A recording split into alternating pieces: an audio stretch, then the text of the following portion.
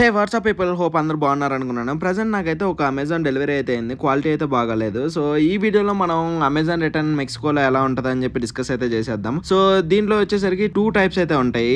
ఒకటి DHLకి అయితే డెలివరీ చేయొచ్చు, లేకపోతే వాళ్ళకి కాల్ చేస్తే వచ్చి షెడ్యూల్ పికప్ అయినా చేసుకుంటారు, లేదంటే ఎస్తాఫెతా అని చెప్పేసి ఒక కొరియర్ సర్వీస్ అయితే ఉంది. సో ఆ కొరియర్ సర్వీస్ దగ్గరికి అయితే వెళ్ళి మనం అయితే షిప్మెంట్ ని డ్రాప్ అయితే చేయాలి. సో ప్రింట్అవుట్ అయితే పక్కా తీసుకోవాలి వాళ్ళు ఇచ్చిన లేబుల్ ని. వీళ్ళైతే నీట్ గా కొరియర్ అయితే ప్యాకింగ్ అయితే చేస్తారు. సో ఆ షిప్మెంట్ పైన మన ట్రాకింగ్ నెంబర్ ఉంటుంది కదా, ఆ ట్రాకింగ్ పేపర్ ని మొత్తం అయితే ఇలా అతికిచ్చేస్తారు అనమాట. అతికిచ్చిన తర్వాత డీటెయిల్స్ అనేది వాళ్ళ సిస్టమ్ లో ఎంటర్ చేయగానే ఒక ప్రింట్అవుట్ అయితే వస్తుంది. సో లేబుల్ స్టిక్కర్ అనమాట. స్టిక్కర్స్ అయితే వస్తాయి కదా, సేమ్ అలాంటి స్టిక్కరే అక్కడ అతికిచ్చిన అయితే అతికిచ్చేస్తారు మన ప్యాకేజ్ మీద. సో మన ఇండియాలో లాగా ఒక ప్రాసెస్ అయితే ఉండదు. వాళ్ళు వచ్చి డైరెక్ట్ గా పికప్ అయితే చేసుకోరు. సో మనం వెళ్ళి ఇక్కడ హ్యాండ్ ఓవర్ అయితే ఇవ్వాలన్నమాట. మొత్తం అయిపోయిన తర్వాత మన డీటెయిల్స్ ఎంటర్ చేసిన తర్వాత ఇలా మూచోస్ గ్రాసియస్ అని చెప్పేసి ఒక స్క్రీన్ అయితే వస్తుంది. స్క్రీన్ వచ్చిన తర్వాత ఇలా ఒక ప్రింట్అవుట్ అయితే వస్తుంది. ఆ ప్రింట్అవుట్ ని కొంచెం జాగ్రత్తగా అయితే పెట్టుకోవాలి, ఎందుకంటే మనకి రిఫండ్ లో ఏమైనా ఇష్యూ ఉన్నా కానీ ఈ రిసిప్ట్ ఉంటే కొంచెం సేఫ్ అనమాట. ప్రోడక్ట్ అనేది ఇచ్చేసిన తర్వాత 2 to 3 days రిఫండ్ కోసం వెయిట్ చేయడమే. See you next video. Bye by.